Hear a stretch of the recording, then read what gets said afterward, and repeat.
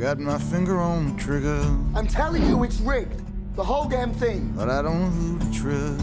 They're stealing everything from us and they're getting away with it too. How's that even fair? Since you've worked with Angelina Jolie now and Jodie Foster as well, what are some of the differences in their directing styles? Because I think they're two of the most interesting directors today. I mean, I feel that Unbroken was a different beast to Money Monster and probably required a different style. You know, we had Roger Deakins filming Unbroken. Oh, Deakins. Let's get him an Oscar, for God's sake. Yeah, it's about time, innit? Jesus, God. Plenty of nominations. Yeah. And so I forget our DP's last name on Money Monster, which I'm kicking myself about. Libatique, Matthew Libatique, yeah. And so, you know, that was, Money Monster was set now, Unbroken was set then. And so I think they required different styles anyway, but there were similarities too. Of course. Common grounds between them. You know, they were always there, very driven. And I think they get on with each other, which doesn't surprise me. How do you mean that?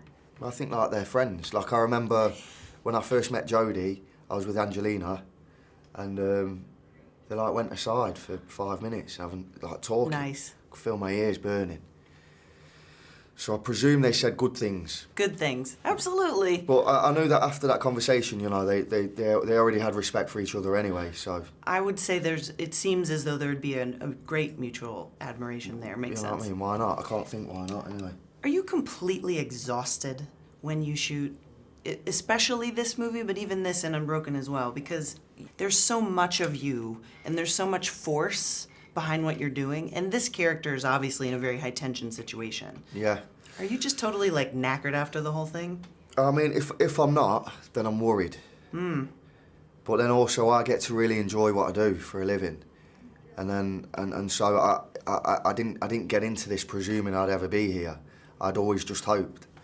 So the fact that I get to work in this realm of the industry really takes the edge off. And also I could be doing a lot of worse jobs. So I think you get energised from knowing that and remembering that. I feel the same way sometimes. Yeah, good. And you know, watching George Clooney's character being a host on TV, there's something interesting about how I've always thought that to be a good host you need to be vulnerable. And his character seems very impenetrable until your characters meet. And your character really breaks through that. Yeah. Now, do you watch TV differently now because of being through this and seeing this kind of figure behind the scenes of such a crazy character on such a typical TV show? Well, this kind of show doesn't exist at home for me in the UK. You guys are much smarter and much less sensationalized than we are. Look, I'd never argue that. But I feel that what I think's morally wrong about there being a channel like this in the first place, as a foreigner looking in it kind of makes me feel uneasy that people are literally being conned on television to some degree. You know, I'm sure there's such thing as successful investments and what have you through TV channeling and broadcast, but I don't know, certainly in Kyle's case anyway, he gets done over.